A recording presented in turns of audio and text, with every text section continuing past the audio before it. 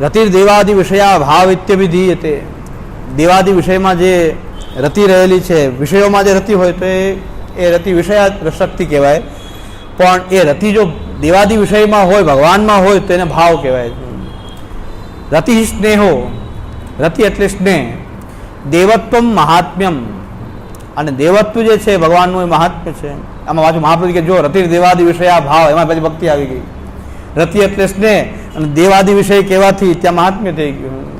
આ મહાપ્રભુજી રતિ દેવાદિ વિષયા વ્યાખ્યા કરી છે કે રતિ દેવાદિ વિષયા ભાવ ઇત્યભિધીયતે. મહાપ્રભુજી કે આમાં ભક્તિ આવી ગઈ કે રતિથી સ્નેહ આવી ગયો, દેવાદિ વિષય કહેવાથી મહાત્મ્ય આવી ગયું. તો પાછી ભક્તિની વ્યાખ્યા આવી ગઈ ને પાછી રતિ દેવાદિ વિષયા ભાવ કહેવાથી જ ભક્તિ થઈ જાય. ભાવ કયો ભક્તિ એક જ. ભાવની વ્યાખ્યા શું કરી? રતિ દેવાદિ વિષયા. મહાપ્રભુજીની વાણી બહુ સરળ ને ટૂંકા ટૂંકા સેન્ટેન્સ હોય, બહુ ગાંભીર્ય વાળી હોય, ઊંડાણ એટલું બધું હોય કે આપણે બહુ ટૂંકી વાત હોય, ક્યાં ક્યાં દ્રષ્ટિ બારીકાઈથી જાતી હોય એ આપણે જોઈએ તો ખબર પડે. એટલે બહુ આનંદ આવી જાય. આનંદ આવી જાય એટલે બધું એમ થાય કે પાછું આ તો ખાસ આપણે બધાની વચ્ચે કેવું જોઈએ કે આનંદ આવવા જેવી વસ્તુ તો આ જ છે. જેમ મોનથા આપણે બનાવીને પછી વાંટો તો જોઈએ, તો બનાવ્યો પાઠ કરતાં કરતાં બનતો હોય મોનથા, પછી પાછું આવું કંઈક આવે પ્રવચન કે તો એમાં પાછું આપણે કાંઈ બીજું કંઈ કામ છે નહીં તો શું કહીએ. આનંદ આવી જાય તો એમ થાય કે આ વચ્ચે આવું રાખી દઉં, આનંદ આવી ગયો હોય ત્યાં રાખી દઈએ. પાછું એ જ્યારે ટોપિક આવશે તો મેં કીધું લઈ લેવામાં આવશે. તો હા, રતિ દેવાદિ વિષયા વ્યાખ્યા આવી, ખાલી વ્યાખ્યા કરે રતિ દેવાદિ વિષયા ભાવ ઇત્યભિધીયતે. તો રતિ સ્નેહો દેવત્વ મહાત્મ્યમ, મહાત્મ્ય અને સ્નેહ પછી થઈ ગયું, ભક્તિ થઈ ગઈ. વ્યાખ્યામાં જ ભક્તિ, ભાવમાં જ ભક્તિ આવી ગઈ. ભાવ ને ભક્તિ એક થઈ ગઈ. કારણ કે ભાવની વ્યાખ્યા કરી રતિ દેવાદિ વિષયા, રતિથી સ્નેહ આવ્યો, દેવાદિ વિષયાથી દેવત્વ આવ્યું, તો મહાત્મ્ય આવી ગયું. કોન્સ્ટન્ટ મહાપ્રભુજીના પાછળ બેક ઓફ ધ માઇન્ડ મહાત્મ્ય જ્ઞાન પૂર્વક સુદર્શન સર્વોદધિક સ્નેહ એ શ્રી મહાપ્રભુજીની એકદમ બેક ઓફ ધ માઇન્ડ ચાલી જ રહ્યું છે સતત. એટલે ભક્તિ માર્ગાબ માર્તંડ છે આ મહાપ્રભુનું સ્વરૂપ જ આ ભક્તિનું સ્વરૂપ છે. એટલે એને કહેવાય છે સ્ફૂર્ત કૃષ્ણ પ્રેમામૃત. એમાં સ્નાન કરી રહ્યા છે. આ મૂર્તિ એવી છે કૃષ્ણ પ્રેમામૃતની અંદર એ વિહાર કરી રહી, સતત વિહાર કરી રહી છે સેવા કથાની અંદર.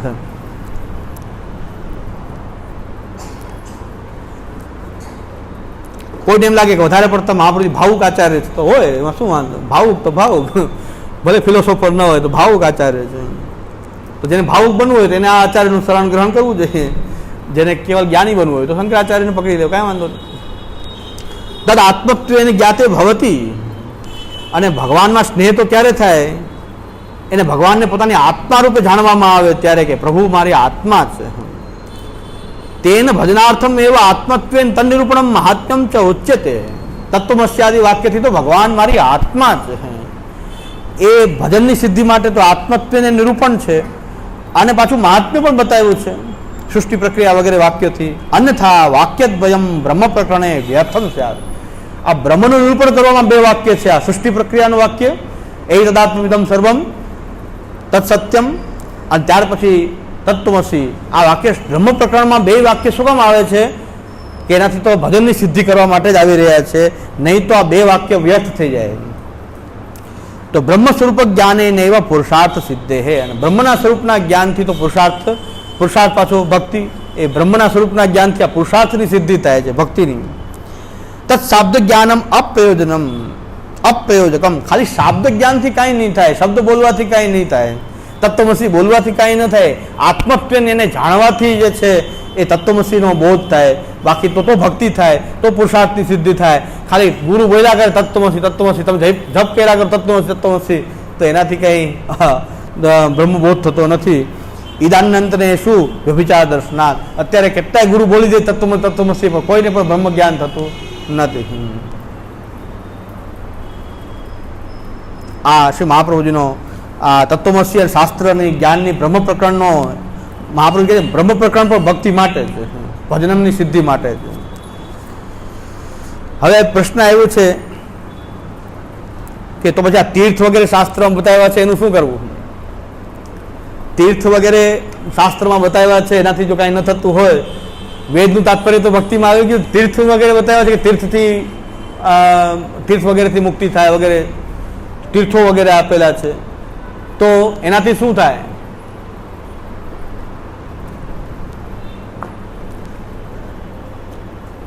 આપણે ત્યાં વ્રજયાત્રા શ્રીનાથ દ્વારા આ બધા જે તીર્થસ્થાન આપણે જે માનતા હોય, મહાપ્રભુજીના શ્રી બેઠકજી માટે જઈએ છીએ આપણે.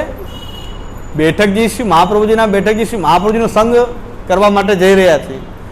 અને અહીંયા આપણો હેતુ તો પાછો એક મગજમાં બેક ઓફ ધ માઇન્ડ મહાત્મ્ય જ્ઞાન પુરુષ સુધર સર્વતોધિક સ્નેહરૂપ ભક્તિ, એ આપણે બેક ઓફ ધ માઇન્ડ તો હોવી જ જોઈએ કે ભક્તિ વધે, શ્રી મહાપ્રભુજીના સંગથી આપણો કૃષ્ણ પ્રેમ પ્રકટ થાય, જાગૃત થાય. એટલે આપણે ત્યાં જઈ રહ્યા છીએ. વ્રજમાં જઈ રહ્યા છીએ તો વ્રજ તો ભગવાનની લીલાસ્થલી છે, એનો સંગ કરવાથી પણ આપણી અંદર ભગવાન એટલે આપણા ઘરમાં બિરાજતા સૈવ્ય પ્રભુ, એ સૈવ્ય પ્રભુમાં આપણો સ્નેહ વધે. ઘણા શું કહે વ્રજયાત્રા કરતા વ્રજમાં સ્નેહ વધે, પ્રભુમાં છૂટે. પાછું ભૂલાઈ ગયું કે કોના માટે ગયા હતા. હા, એ જેમ આ શ્યામુદા આજ્ઞા કરતા હતા કે બધાને નાચવામાં એવી મજા આવી ગઈ કે વરરાજા પડી ગયો તો નાચતા હતા. વરરાજા તો નીચે પડી ગયો હતો, કોઈ ઊભું કરતો નથી કે ભાઈ નાચવા દો ને, અત્યારે ભાઈ બહુ મજા આવી રહી છે, ડીજે વાગી રહ્યું છે, નાચ. અરે ભાઈ જેની જાનમાં તમે આવ્યા છો પડી ગયા છે કે એ અત્યારે રહેવા દો, અત્યારે નાચવા દો, વિક્ષેપ કરો. હા ભાઈ વરરાજા પડી ગયા છે. અહીં રાજકોટમાં પણ વરરાજા, હું આવ્યો તો જાનમાં આવ્યો તો ગોસ્વામી બાલક, 2-3 વાર ઘોડો પડી ગયો તો બાલક ઘોડા સહિત બાલક બિરાજી ગયા હતા. હવે આપણે ત્યારે પ્રાયોરિટી શું આપવી જોઈએ કે આપસીને ખેલી ગયા હોય તો બાળકોને પડી ગયા ના કે ખેલી ગયા તો ખેલી ગયા હોય તો પેલા ઉપર સરખા પધરાવા તો જોઈએ ને. આપણે કે નાચવામાં મજા આવી રહી છે. ભાઈ જેની જાનમાં આવ્યાથી પડી ગયા છે, વરરાજા એ છે, એને ફ્રેક્ચર થઈ ગયું છે, તો આ બધું કાર્યક્રમ બંધ રહેશે, એને તો ઊભા કરો. એમ પુષ્ટિ માર્ગમાં આવું થયું કે વ્રજયાત્રા ઠાકોરજી માટે, આપણા સૈવ્ય પ્રભુ ઘરમાં બિરાજતા ઠાકોરજીના ભાવ વધે એના માટે વ્રજયાત્રા સારી વાત. શ્રી મહાપ્રભુજીની બેઠકજીમાં જઈને આપણને આપણા ઘરમાં ઠાકોરજીની સેવામાં વધુ ભાવ થાય, બેઠકજી સારી વાત.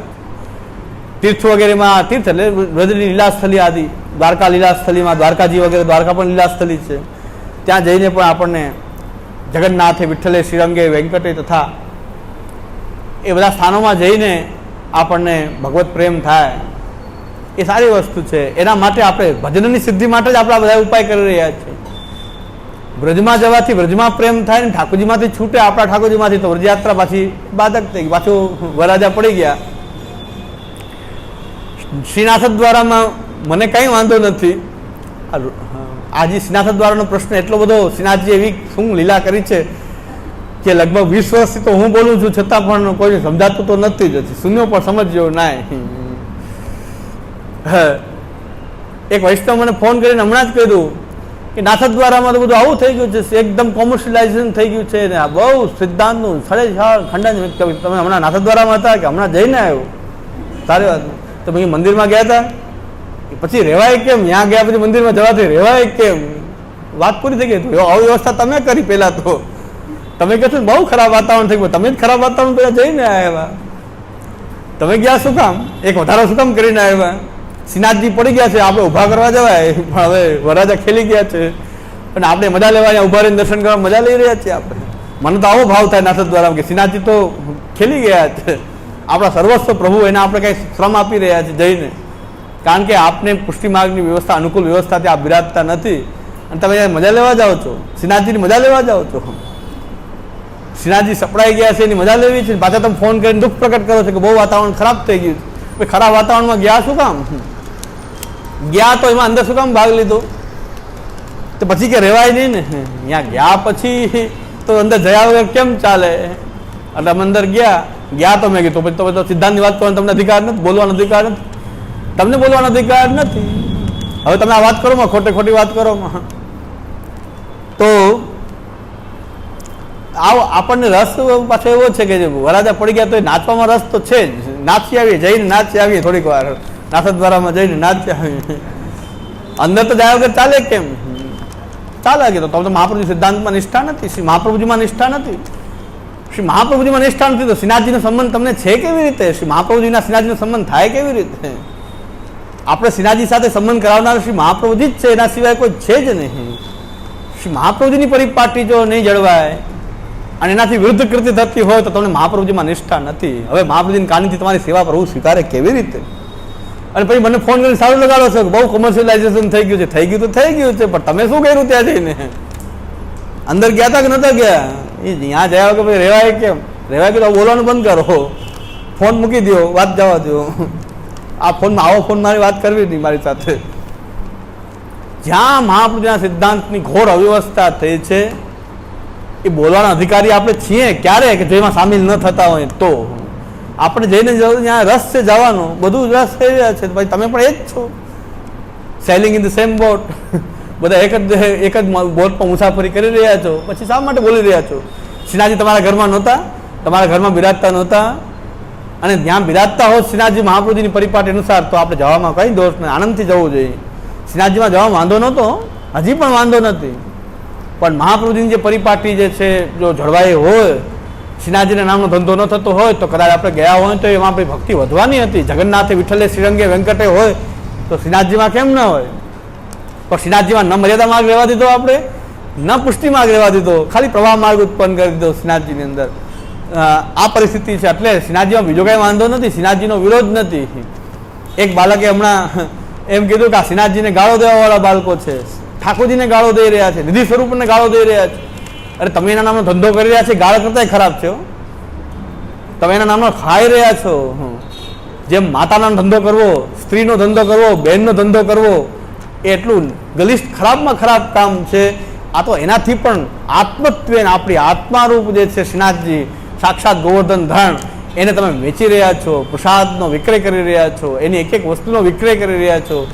શ્રીનાથજી કોઈ તમાશો હોય એવી રીતે વીઆઈપી પાસ લઈને કે ટિકિટ રાખીને જેમ જોવાનો કોઈ તમાશો હોય શ્રીનાથજી, ત્યાં એ બધી વ્યવસ્થામાં આપણે જઈને દર્શન કરીને આવ્યા, એનો મતલબ કે આપણને શ્રી મહાપ્રભુજીમાં સિદ્ધાંતમાં કોઈ વિશ્વાસ નથી.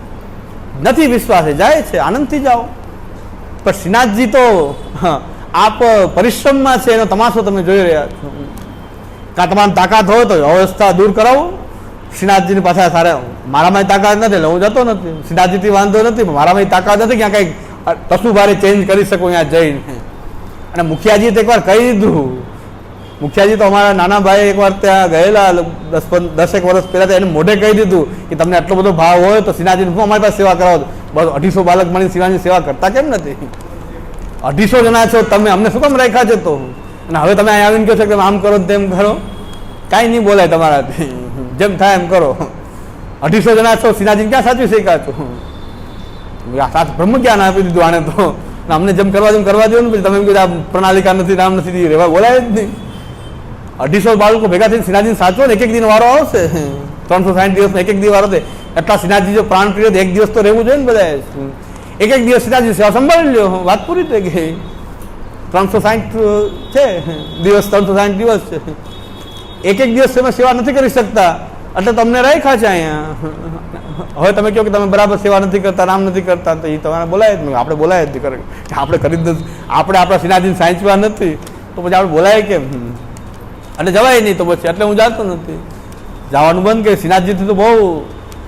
અને આ વખતે શ્યામુદાદા શ્રીનાથજીના પાટોત્સવના દિવસે જે શ્લોક લખ્યો, શ્યામુદાદા એ જ શ્લોક લખ્યો કે શ્રીનાથજી પાછા આ પુષ્ટિ ભાવની અંદર પાછા બિરાજી જાય. જેમ સદઘરામાં પધાર્યા એમ ફરી પાછા પુષ્ટિ ભાવની અંદર પાછા શ્રીનાથજી બિરાજી જાય.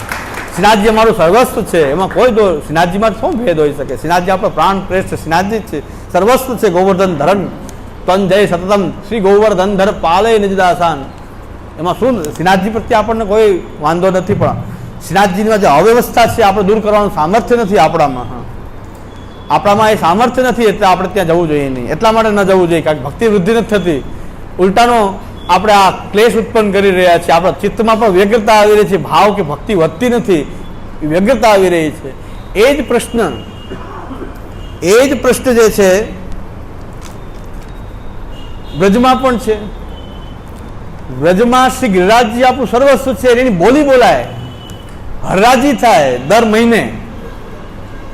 અને આપણે મુખારવિંદમાં જઈને દૂધ ચડાવીએ, અહીંયા ગિરિરાજજીની સન્મુખ. અરે ભાઈ ગિરિરાજજી 7 કોષમાં બિરાજે છે, ગમે ત્યાં જઈને દર્શન કરો, દંડવત કરો, પૂજન અર્ચન કરી શકાય. પણ મુખારવિંદની અંદર કે જ્યાં હરરાજી થઈ રહી છે ગિરિરાજજીની, દર મહિને હરરાજી થઈ રહી છે, હું તો એ પરિસરમાં પણ પગ ન મૂકતો, દૂરથી જ નીકળી જાઉં બહાર.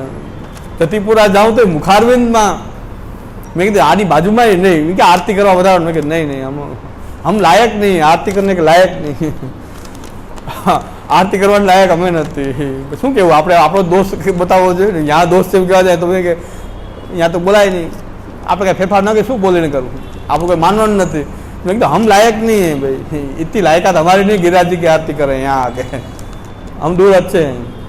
तो કે જ્યાં આપણું સર્વસ્વ છે ને હરાજી થઈ રહી છે ગિરિરાજજીની, દર મહિને હરાજી થાય, એસિડનું દૂધ ચડાવાય અને આપણે અહીંયા ગાન તાન કરીને ત્યાં જ મુખારવિંદમાં આપણને ગિરિરાજજી દેખાય, 7 કોષમાં ગિરિરાજજી બિરાજે. ગમે ત્યાં પૂજન કરી લ્યો, ગમે ત્યાં દર્શન કરી લ્યો, ગમે ત્યાં દંડવત કરી લ્યો, તનપસ કરી લ્યો, તો ગિરિરાજજીને મુખારવિંદમાં જ ગિરિરાજજી કોઈ જ્યાં અપસિદ્ધાંત થઈ રહ્યો છે આપણા ઠાકોરજીની હરાજી, ગિરિરાજજી આપણું સર્વસ્વ છે પણ ત્યાં હરાજી થઈ રહી છે ગિરિરાજજીની. દર મહિને બોલી બોલાય હરાજી થાય ગિરિરાજજીની. આ સ્થિતિ છે આપણા આરાધ્યની, આપણા પ્રભુની આ સ્થિતિ છે. એક વૈષ્ણવની એક ભાઈએ મને કીધું કે સુરાપુરાની દેરી હોય ને સારી રીતે હાચવીએ, તમે મહાપ્રભુની બેઠકજીની હરાજી કરો. મેં હું નથી કરતો, મારી પાસે એક બેઠકજી નથી, મને રહેવા દો, ગાડી મત દીજો. હા, મેં મારી પાસે એક બેઠકજી નથી, બેઠકજીની હરાજી હું તો કરતો નહીં, મારી પાસે એક છે નહીં બેઠકજી નથી મહાપ્રભુજીની. પણ મહાપ્રભુજી છે અમારી પાસે, મહાપ્રભુજી છે, બેઠકજી એક નથી, કેની હરાજી કરવી? મહાપ્રભુજી અમારી પાસે છે, મહાપ્રભુજી અમારી પાસે બિરાજી રહ્યા છે. એટલે પણ મહાપ્રભુની બેઠકજી નથી, પણ તમે જેને હોય હરાજી કરતા હોય ત્યાં જઈને કયો કે સુરાપુરાની દેરીને અમે સાચવીએ છીએ અમે, અને તમારા પૂર્વજ છે, તમે એની દર વર્ષે તમે એની આ બેઠકજીઓ વ્રજમાં બેઠકજીઓને ઠેકા દેવાય છે, ઠેકા દેવા હરાજી કરીને દેવું, એના પૈસા લઈ લેવા. જે બેઠકજીઓમાં આ રીતે વહીવટ થઈ રહ્યો છે ત્યાં આપણે મહાપ્રભુજીને દૂરથી દંડવત કરી શકાય, પણ એ કોઈ સિદ્ધાંતમાં ત્યાં સામેલ થવું જોઈએ નહીં. ગિરિરાજજીને દંડવત કરી દઈએ પણ ગિરિરાજજીના ત્યાં કોઈ પણ પ્રકારના પૂજા અર્ચનામાં સામેલ થવું જોઈએ નહીં, એવો મારો મત છે. અને એ મત એટલા માટે છે કે આપણે શ્રી મહાપ્રભુજીના જ છીએ, શ્રી વલ્લભના છીએ, ભક્તિ માર્ગી છીએ, એટલે આપણે ત્યાં બીજા જવું હોય તો જાય. પણ સમજાતું નથી, ગમે એટલું બોલો, ન સમજે એટલે ન સમજે, એટલે ન સમજાય એટલે ન સમજાય, કાંઈ વાંધો નહીં. બીજું શું થાય? વારંવાર બોલીએ છીએ કે ભાઈ શ્રીનાથજીથી વાંધો નથી, શ્રીનાથજીનો જે તમાશો થઈ રહ્યો છે અને એ વ્યવસ્થામાં આપણે શું કામ સામેલ થવું જોઈએ? અને જો શ્રીનાથજીમાં તમે નથી જતા તો શ્રીનાથજી તમારી પાસે એટલો વિશ્વાસ કેમ નથી?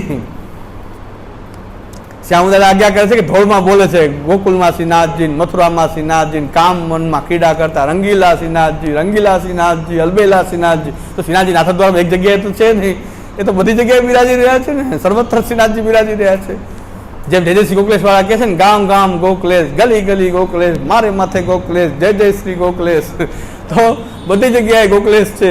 જય જય શ્રી ગોકલેશ, મારે માથે ગોકલેશ, મારો ધણી ગોકલેશ, સાચો ધણી ગોકલેશ, જય જય શ્રી ગોકલેશ. તો આપણા ગોકલેશ, આપણા ઠાકોરજી બધે બિરાજી રહ્યા છે, ગલી ગલી બિરાજી રહ્યા, ગામ ગામ બિરાજ, ઘરે ઘરે ગોકલેશ, જય જય શ્રી ગોકલેશ. તો એ રીતે આપણા ઠાકોરજી સર્વસ્વ આપણા બિરાજી રહ્યા છે, સર્વત્ર બિરાજી રહ્યા છે. શ્રીનાથજી બધે બિરાજી રહ્યા છે, એ તો બધે જ ક્રીડા કરી રહ્યા છે શ્રીનાથજી. તો શ્રીનાથજી નાથદ્વારામાં જ શ્રીનાથજી દર્શન થાય એવું નથી.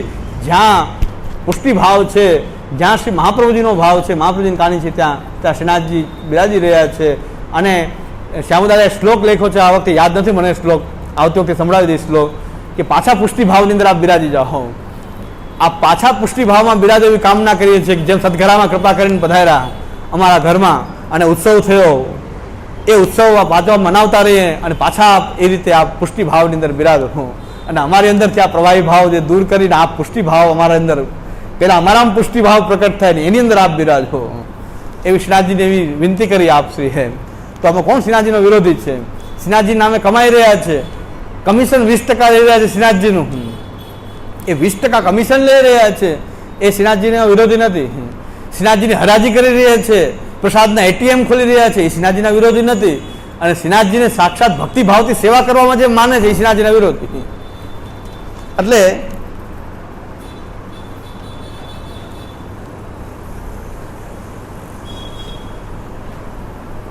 શાસ્ત્રાર્થ પ્રકરણની શરૂઆતમાં જગત કીર્ત યોજતામાં તત્વમસીનો બોધ થાય, મહાપ્રભુજી આપી રહ્યા હોય એવું સમજાય છે. સાચી વાત છે, બધી જગ્યાએ એ જ બોધ થવો જોઈએ ને.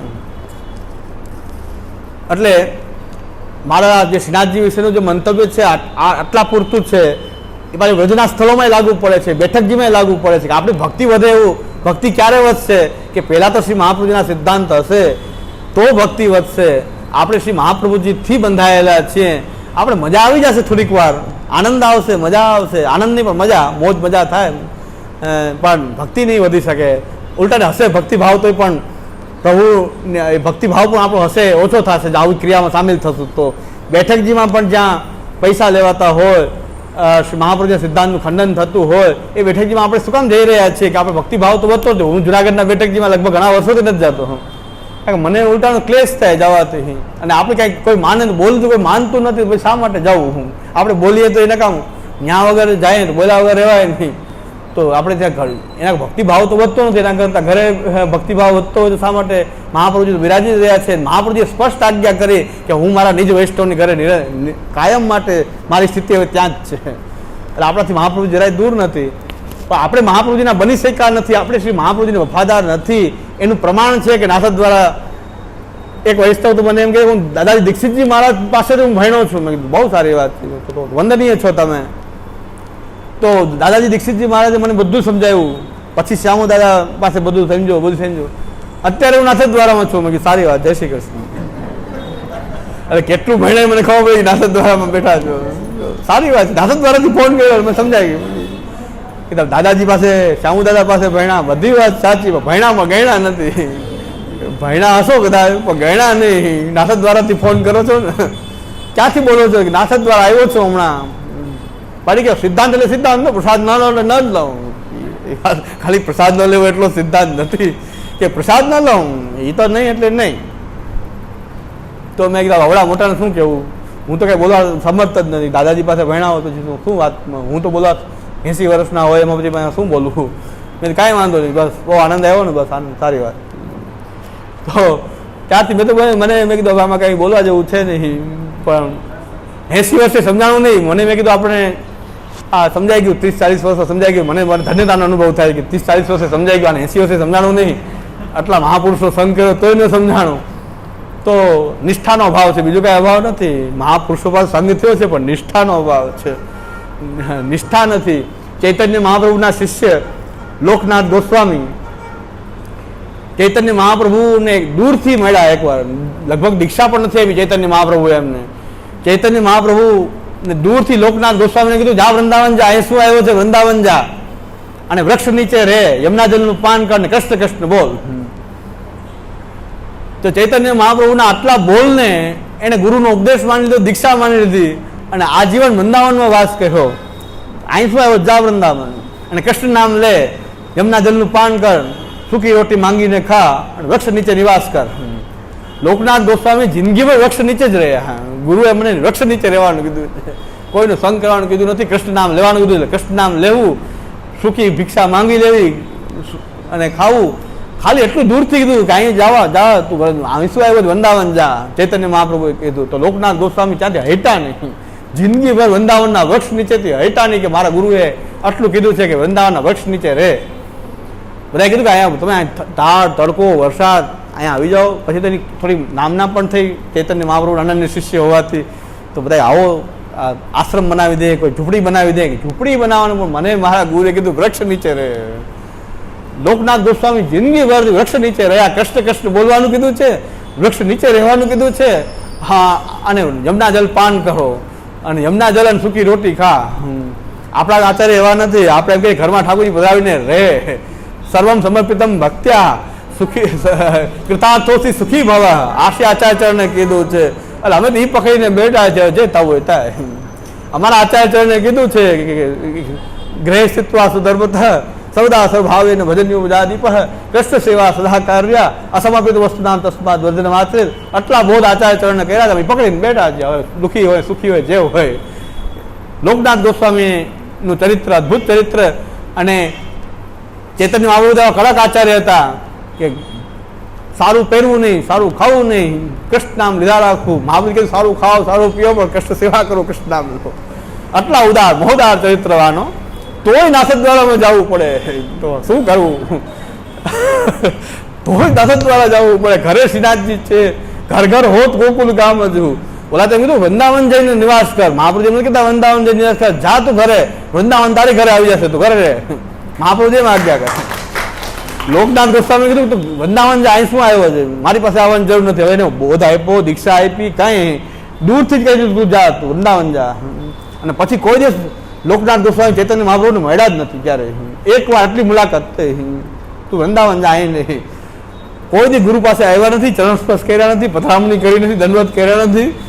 બસ ગુરુએ કહી દીધું, એના વચન ઉપર જ આખી જીવન એ કોઈને શિષ્ય ન બનાવ્યો. આખી જિંદગી એક શિષ્ય બનાવ. મને ક્યાં કીધું શિષ્ય બનાવવાનું? મને ભજન કરવાનું કીધું છે, મને શિષ્ય બનાવવાનું કીધું નથી. આ જીવન ઘણા લોકો પાછળ પડ્યા કે દીક્ષા આપો. લોકનાથ ગોસ્વામી દીક્ષા નથી આપી કોઈને. લોકનાથ ગોસ્વામી દીક્ષા પણ ન આપી, કારણ કે મને ગુરુએ દીક્ષા આપવાનું કીધું નથી, મને તો ભજન કરવાનું કીધું. આપણા આચાર્યમાં આટલી નિષ્ઠા આપણી નથી. એ લોકોના આવા ચરિત્ર છે, મર્યાદા માર્ગમાં હોવા છતાં આવા ચરિત્ર જે છે